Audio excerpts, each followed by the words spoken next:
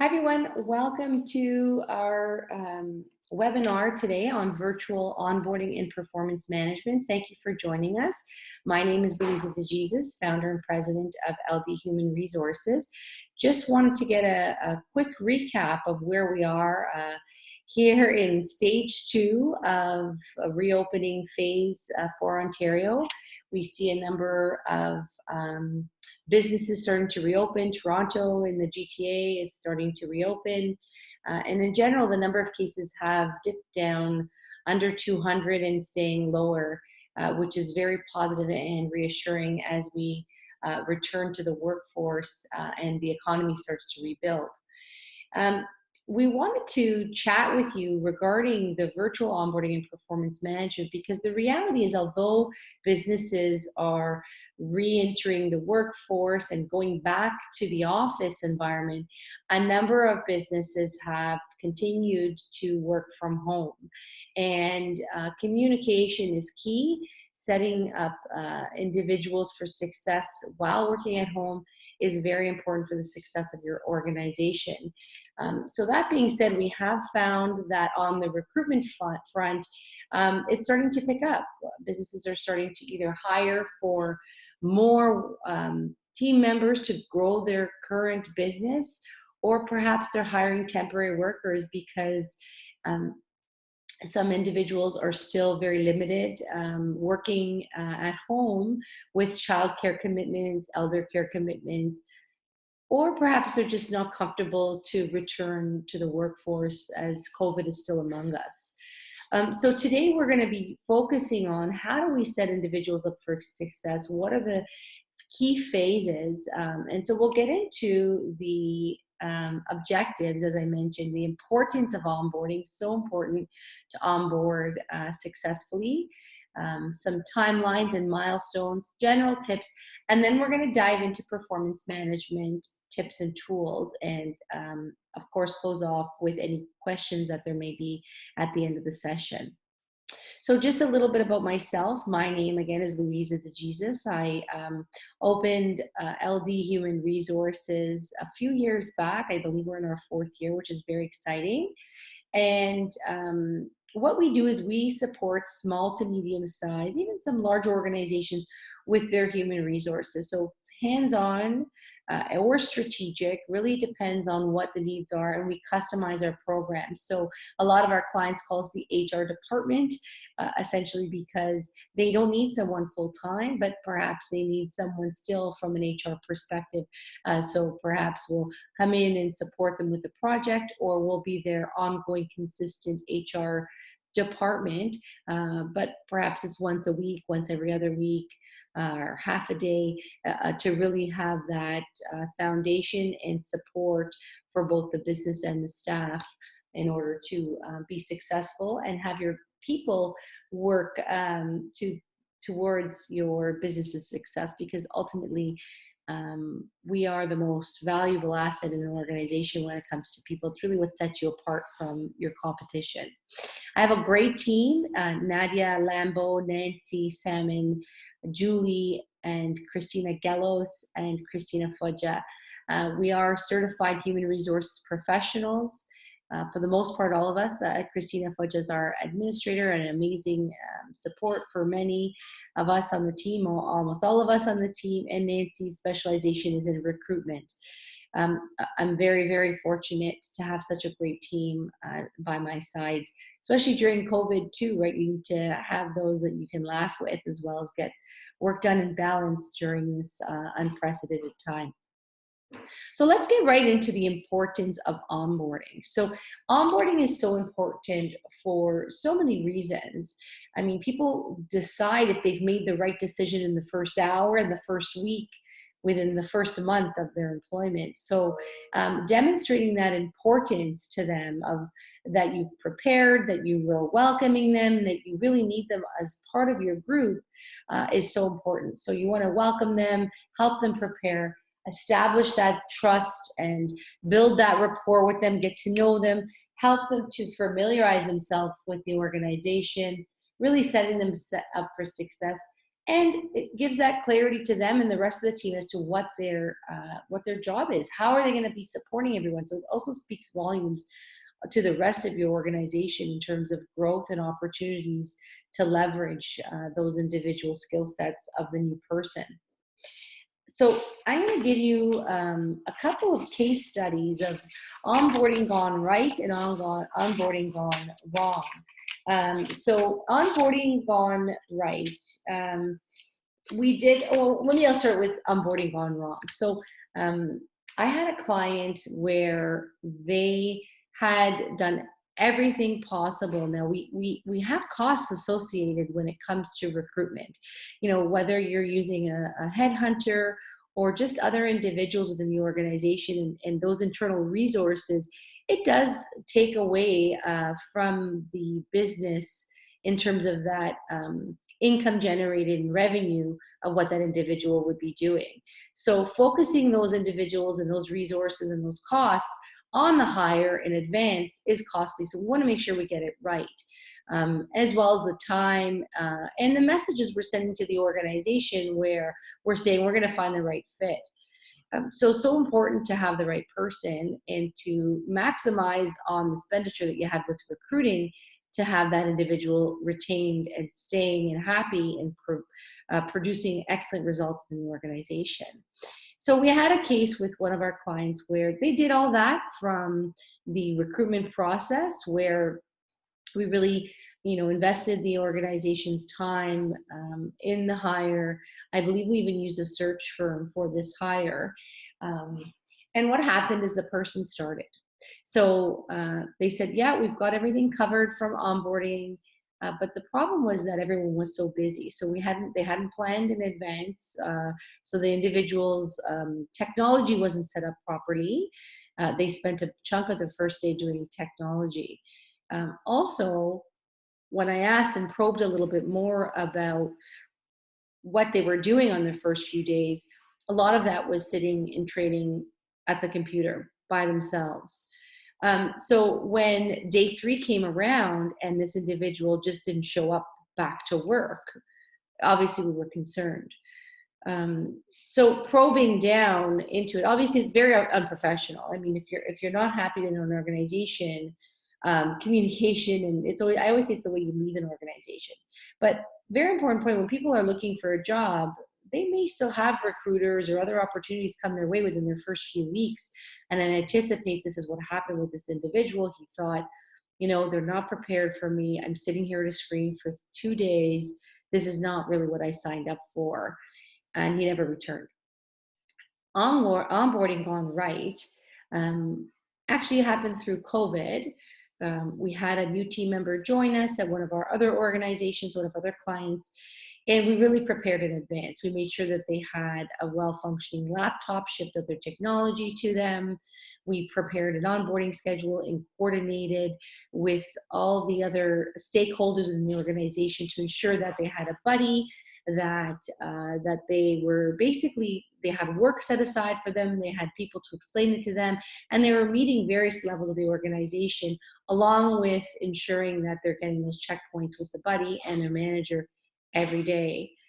So prior to them joining, we sent everything out to them and catered an email to the right skill level, experience level of the candidate. This individual was a junior candidate, so provided a little bit more detail in the email and personalized it to the style so that she would see the type of individuals and the demeanor of those team members and really get a feel for the culture. Anyhow, her success was, her onboarding was a success. She felt well prepared. We invited her to a team meeting before her start date, which she joined and got to meet everybody. And she continues to do well and seems to be very well acquainted already within her 3rd week at the organization. So just a little bit of contrast of preparing and upfront thought and preparation and integration with the others and collaborating, communication being very important in that sense, really, really does make a difference. So I'm just going to get into the first objective where we talk about the different timelines and milestones when it comes to onboarding. So as I mentioned to you in those examples, pre-start's very important. So before the individual actually starts, there are events that take place during their first day, their first week, within their first month, and then their first year. Onboarding is typically a full year process where the individual can see the different seasons in the company and how their work would be custom or catered to the different seasons in the organization. So in order for them to really get well acquainted with the company, it's important for a full year perspective really to understand that. So let's get into the first pre-start. So really, we want to build rapport and establish trust. So ensuring that we're familiarizing individuals with the organization, preparing them for arrival, and getting to know the person. So you don't want to probe and ask them about their family and things like that, but just inquire, how's it going, how you've been finding it at home with COVID. It's such an unprecedented time. So really building that relationship and getting to understand what their surroundings are like, what have they been dealing with, and get to know them as a person. So that first week is critical, making sure that we're doing things before their first day, and getting all technology set up, making sure they have pens and whatever other individual sort of supplies that are required for their job, and shipping that to their home prior to their first day. In the first day, it is also very, very important, which is the first week. So making sure they're set up with welcome and introductions, ensuring that they have familiarize themselves with all the different individuals in the organization. So you really want to provide them with a learning path and a structured onboarding schedule. Schedule some Zoom calls perhaps to connect with other individuals in the organization. As I mentioned, they're going to have an HR orientation as it comes to understanding policies, expectations, processes.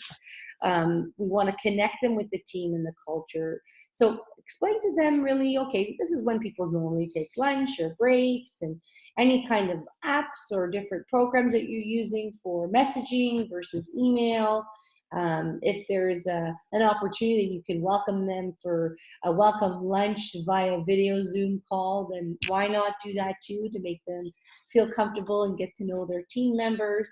But really, by the end of the first week, they should be understanding their duties and responsibilities and feel comfortable performing them. Know what is set out for them to achieve. They should understand the company culture, the vision, mission and values are clear to them, and they know when their regular meetings or check-ins and events are to take place. They should know who to contact, and really that they feel comfortable to raise any kind of concerns or questions. Feedback is so important in the initial days. And just kind of going back to the pre-start, even having them send out a welcome package before, right? Sending them an email, as I mentioned, and whatever forms they need, or tell them who their welcome buddy is, maybe even an FAQ document, so that they're understanding, what typically would be the dress code, or what are the expectations and the surroundings around the office when we're ready to return to work. So again, preparing them for arrival in advance, and then once they come in the first week, really having that clear expectation and establishing that rapport to connect them with the team and the culture. Within the first month, again, that continuous feedback is to ensure to take place, making sure that they understand what opportunities that they have to learn. It is a virtual environment, so really need to trust that they're being accountable to their work efforts, that they've got quality versus quantity really, and understand what's required of them versus not understanding anything at all. So really, we need to also respect the work-life balance boundaries. The reality is that with individuals working from home, it's a little bit of a faded line, I would say, because many of us don't leave our desk. We're kind of into the thick of things, and we have so many Zoom calls. Sometimes we have people that book meetings from 12 till 1. Well, sometimes that's when you have to feed your children or you got to feed yourself. So just be mindful of the breaks, the times, and flexible. If people sometimes have to, individuals to get things done after hours to catch up and get the work done, that's okay too, as long as they're getting it done and it's done properly. Again, we want to encourage that mental well-being, that effective balance. In here, we want to make sure that we're also recognizing your strengths, opportunities for development. You should have a really good feel after the first month of where we need to perhaps provide more training and attention to support that individual's success, and where they're able to kind of excel and do things very effectively on their own. So understanding that will be very key to be able to help them continue building those relationships, their own credibility within the organization, and attending to getting their work done most effectively and with the right skill set and level that is expected of them. In the first year, this is where we're going to have a number of different milestones take place. So, at the 3 or 6 months time frame, you want to have a probationary review completed. Tell them, what you want them to start, stop, continue doing. Perhaps what areas of development or areas of success and strength that they have. A clear picture of how they can really continue to contribute to the organization, and giving them that feedback and opportunities for development. So there might be benefits related to that as well. So making sure that we're evaluating that opportunity to enroll them in those benefits. If you are able to review salaries, ensuring that you're competitive with the marketplace, rewarding that performance on an annual basis. So at the end of the first year will be very key for retention as well. And of course, congratulate them on their 1 year anniversary. It's quite a milestone. And these days, individuals that long-term employment is not very common. You'll probably see 3 to 5 years is a long time, because individuals are looking for that constant challenge and opportunity to get development opportunities and learnings in a variety of different organizations to help them with their career growth and development in general. And so with respect to retention opportunities, again, recognizing them through challenge or stretch goals is going to be really key to retain them and help them feel accomplished in contributing to the organization's objectives, as well as their own personal career objectives. So what are some general tips? I mean, you want to make sure that it's interactive and we're using those virtual tools. That doesn't mean that we have to have Zoom meetings every time, but having a face-to-face is very different. Sometimes we should pick up the phone. Email is not always the most appropriate method of communication. It can be misconstrued depending on the message. And we don't want to over-communicate. We've heard about Zoom fatigue, in terms of those types of tools, but there really is no such thing of over-communicating. But having a balance of when you talk to people, giving them that opportunity to apply the learnings and try it themselves, explore, connecting them with other individuals, and being resourceful is so important. So a lot of communication and feedback is so important within the first year. Of course, we want to be warm, welcoming, supportive, as I mentioned, be that resource for them and respond. Even if you're not able to get back to them with some questions that they've asked, you don't have the answers, just saying, oh, I got your email. Thanks so much. I'll get back to you tomorrow. Or I've got a couple busy days, but I'll look into it for you, whatever the case may be. But being timely, being welcoming and warm, supportive, collaborative is really, really important. And showing them that culture through your own personal style, and also being that adapting to their style. Not everyone learns and communicates the same way. So we need to adjust to ensure that it's maximizing the individual who's on the receiving end. So those tips that are general also flow into performance management, which is where we'll get into in the next slide. So what's performance management? Performance management is the opportunity for you to really demonstrate success with your individuals and highlight accomplishments, putting people on that soapbox, giving them that opportunity to speak about their successes, talk about where they want to develop, and what opportunities for growth that they're interested in. Not everyone is comfortable and comes to their manager and says, "Hey, I did this. I feel so proud of myself." Whereas, having a formal plan that gives them that opportunity to do that really is so effective. So aligns their individual accomplishments as well with the business objectives, sort of helps them understand what piece of the pie that they're contributing to. And you're being honest in their feedback, supporting them as a leader within your organization and truly within their career. Because if you're not being honest, those areas of development or struggles that they'll have within your organization will continue on in their career if we're not being honest with that feedback. So important. Also, it's an opportunity to reset objectives, right? Some individuals have been in an organization for so long, so they feel that, oh, I'm still doing the same thing. Well, guess what? If you've performed at this level for so many years, that is no longer the baseline. That is the new baseline. That is the new baseline because you've demonstrated your potential. So now we're always going to expect that of you. So resetting those expectations are so important. And some individual organizations are more sophisticated where we can set up some SMART objectives or key performance KPIs, as we call it, key performance indicators. But essentially, it's that two-way communication street where we're able to determine learning needs and opportunities to contribute to the organization and continue to retain our team members. So it's very important that when it comes to performance management, you're not giving any surprises. You've been providing feedback, hopefully, with every sort of interaction of the work processes, that the performance manager really ties it in a bow, right?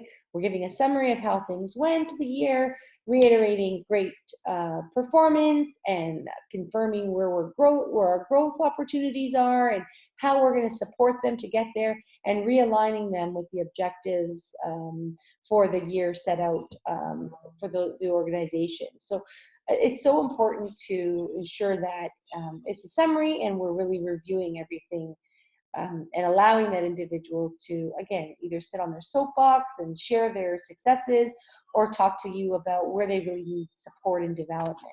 And vice versa for the manager as well. Feedback is a gift. We really need to take it and own it and use it moving forward.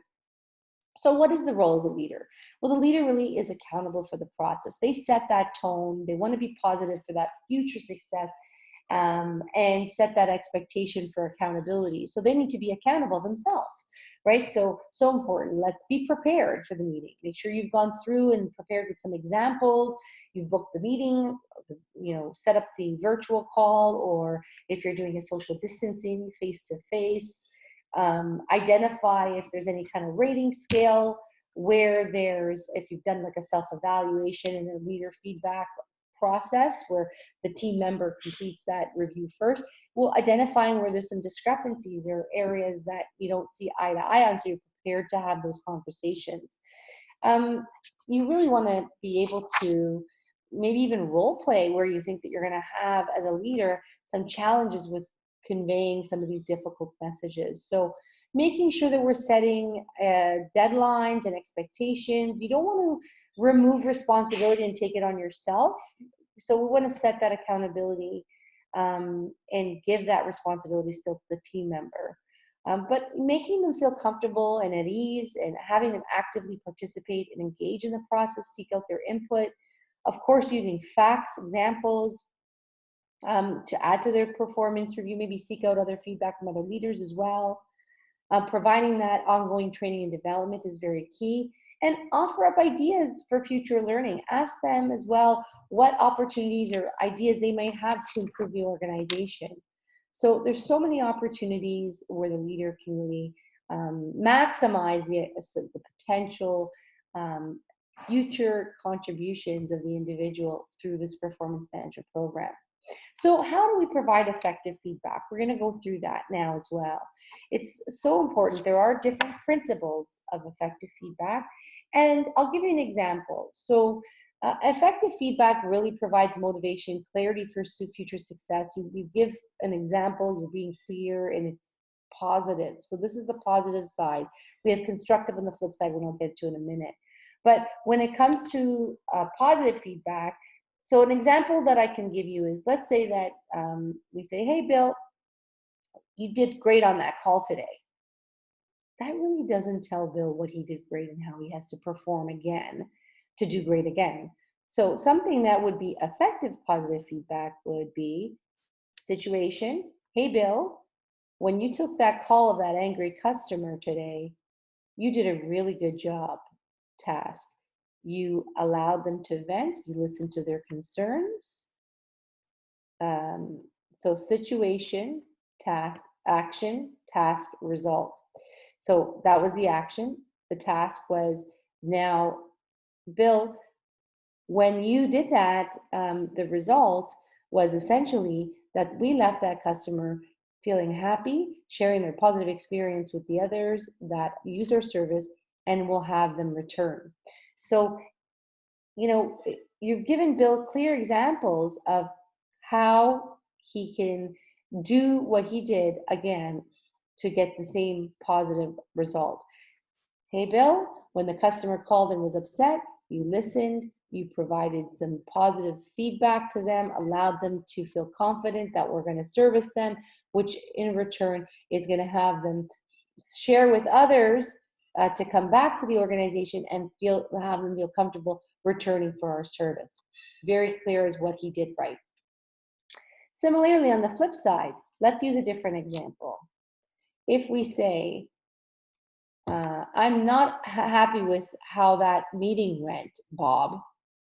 Please don't do it again. It doesn't really tell Bob what we weren't happy about and how the meeting didn't go well. So we can say, hey, Bob, not really happy with how that meeting went.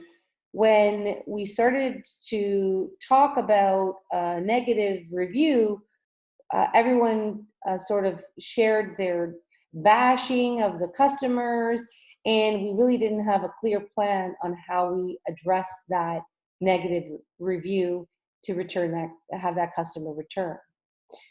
So that's another way to share so that's a situation and the task and the result. Now, in constructive feedback, we want to provide an alternative result. So if we would have Bob listened to a couple of examples and perhaps asked everyone to send their feedback of different examples after the fact, we could focus on the solution.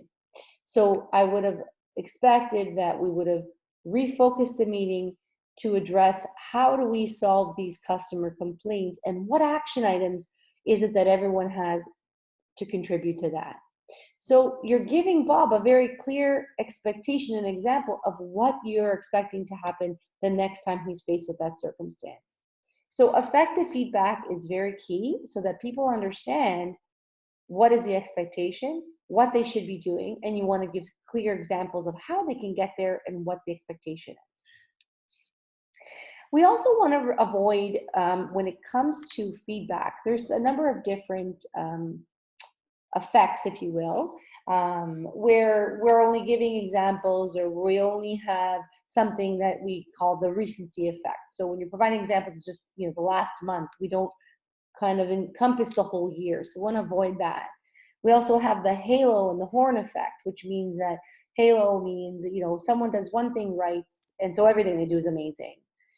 Versus the opposite horn effect where someone did something that wasn't so great and then everything they do is sort of not meeting expectations. So we want to avoid those biases for when we're giving feedback as well. So with effective feedback as well, we want to make sure that we are opening and clarifying with that example, that what and why, clarify the details and agree on action. So you're giving, again, we're not removing the responsibility, but you're providing them with that opportunity to take accountable action on what's required moving forward.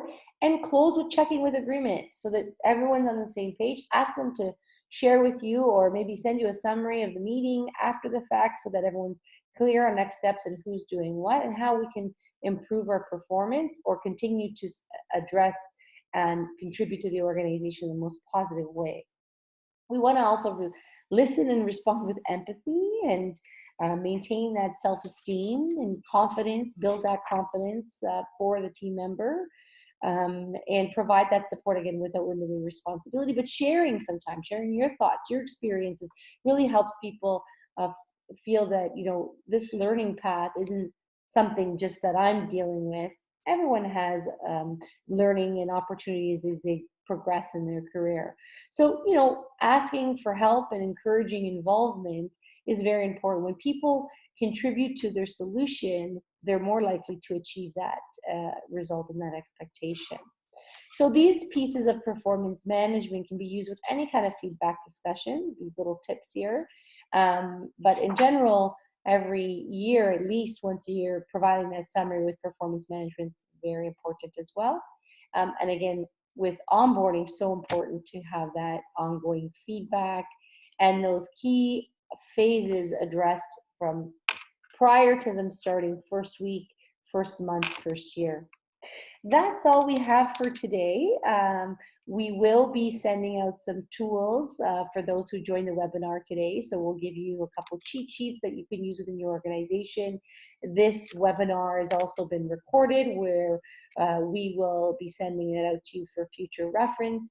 But of course, happy to take any questions now, and also offer the opportunity to reach out anytime if we don't have any questions today. So I'm going to open it to the audience now. I'm just going to check the chat to see if there's been any questions come through, but please do let us know if you have any questions.